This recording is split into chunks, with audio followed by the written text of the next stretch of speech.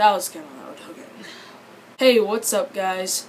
The homies here, and I'm going to be doing a late Let's Talk Dead episode because I was sick Monday and Tuesday, and this is currently Wednesday night. Okay, so it's Wednesday night, and so I'm going to be doing this now. Let's Talk Dead. Welcome to Let's Talk Dead. Alright, let's get started. But first, we are going to have a special guest, and he's gonna, I'm calling him right now.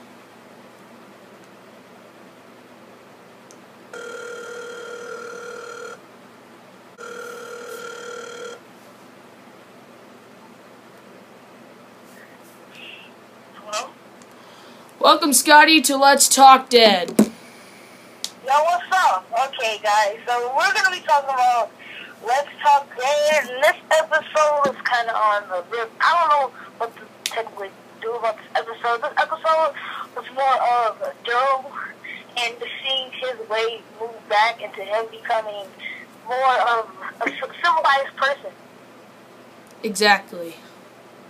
It was... And... Oh, you can talk.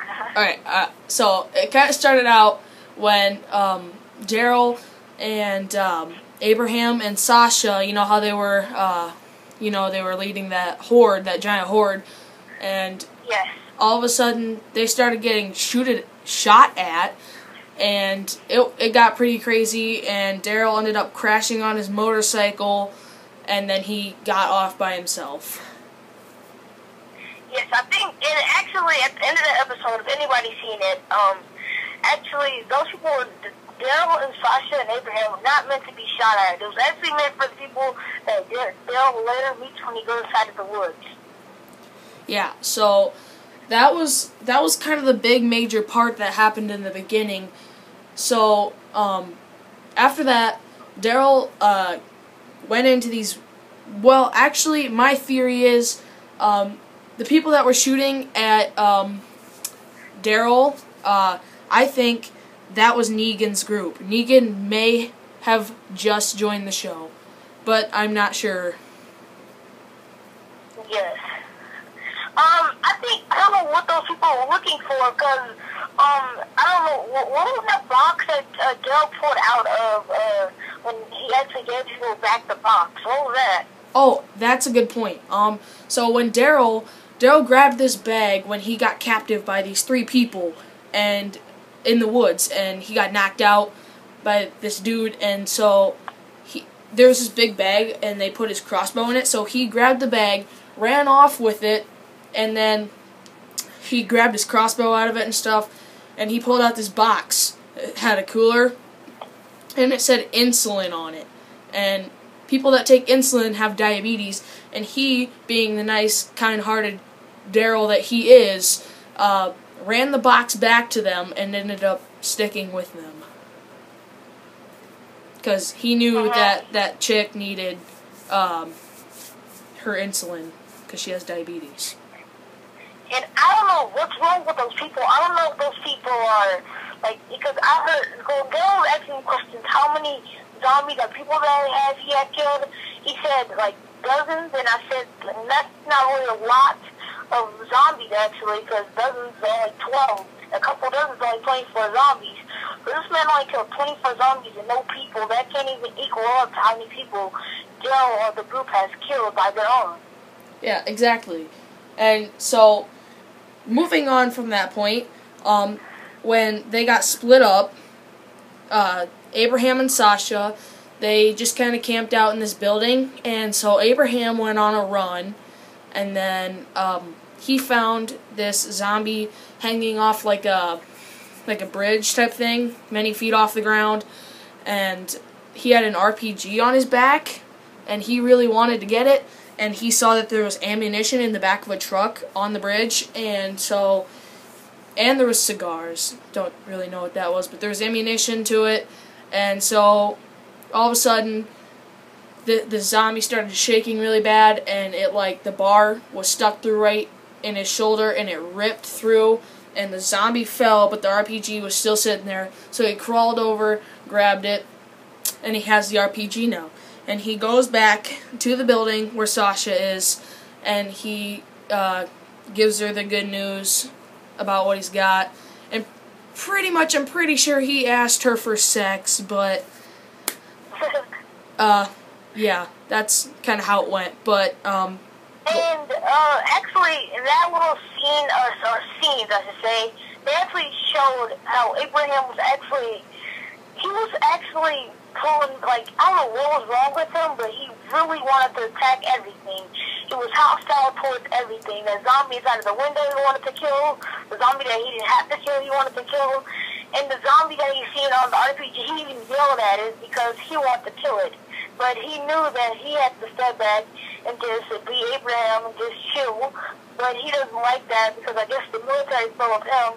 I guess this went back to Abraham being in the military. He can't really control himself because he's trying to protect. And his job is not to protect himself and protect others. He's trying to just protect. Yeah, pretty much.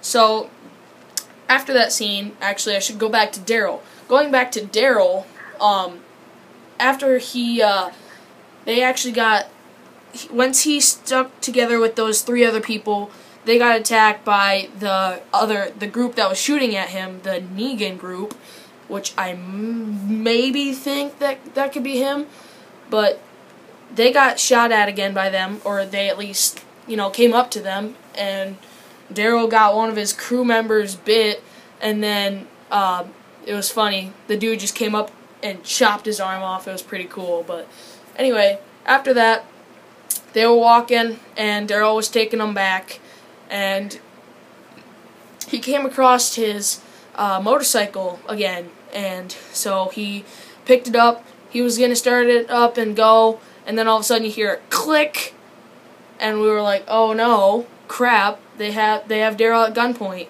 So then, this is kind of a really important part.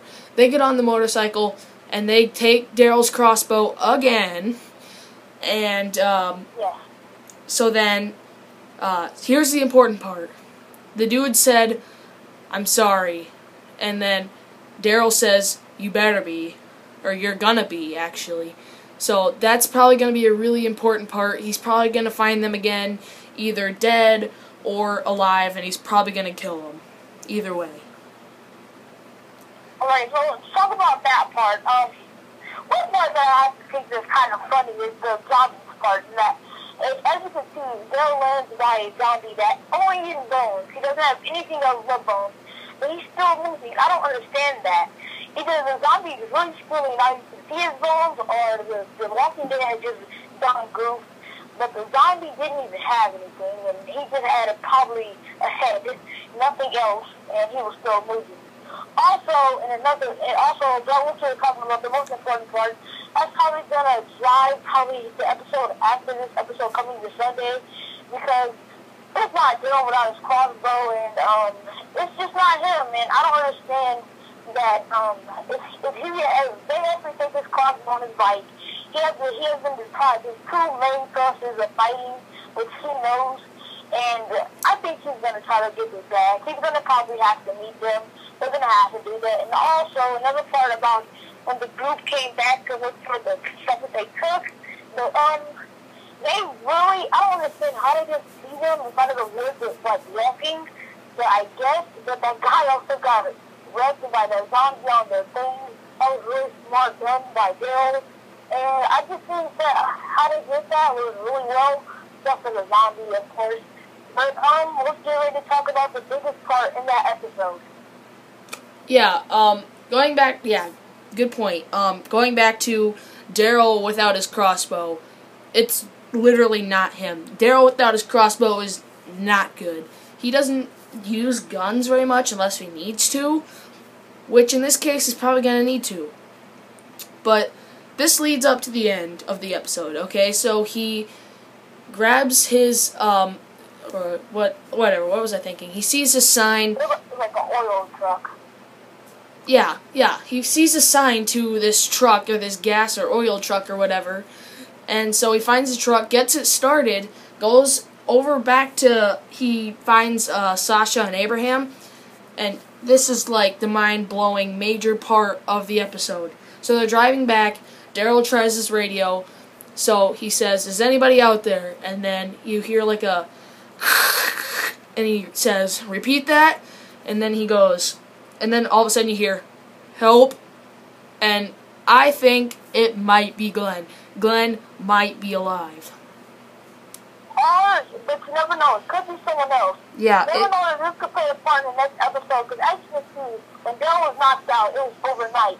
Which means it was overnight was when the night before, when the zombies were actually on the wall and the wall started to bleed. So that morning, at the end, as you can see, it was kind of like getting big. It was like the sun was starting to go down. And when we saw like a little bit of mist in them, there was still like broad daylight. So I'm guessing either a tracker put this right in front of someone, or it's either Glenn. I'm hoping it's Glenn, not a tracker. But I don't know why she would say no. I don't understand that. Yeah, I think like another possibility who it could be the people that well, I don't know. Actually, it almost has to be Glenn, because the only people that had walkie-talkies was Abraham and Sasha, Glenn, Daryl, and Rick. Rick's voice was too high-pitched for that. And those two already had their walkie-talkies, and Glenn was the only one who it could lead to. Unless somebody else's walkie-talkie connected to his, and they were able to communicate. Or was Daryl using Sasha's and Abraham's walkie-talkie? Because when Daryl was getting looted, as he was waking up, I kind of saw something else get put in the bag except for his crossbow. I don't know if it was the walkie-talkie or what, but I'm pretty sure that it was something that Daryl had on him that they needed or wanted. Yeah. So that pretty much wraps it up for that episode. So I think we'll be able to do an episode of Let's Talk Dead next Monday instead of doing it way late on Wednesday. So I think we'll be able to. Yeah, we're sorry about that. Yeah, we're sorry. Very sorry. I was sick, and me and Scotty have been planning this for a while because I was sick, and we both have wrestling practice, and it's busy. So, yeah, thanks so much, you guys, for watching, and it was a good time talking about this.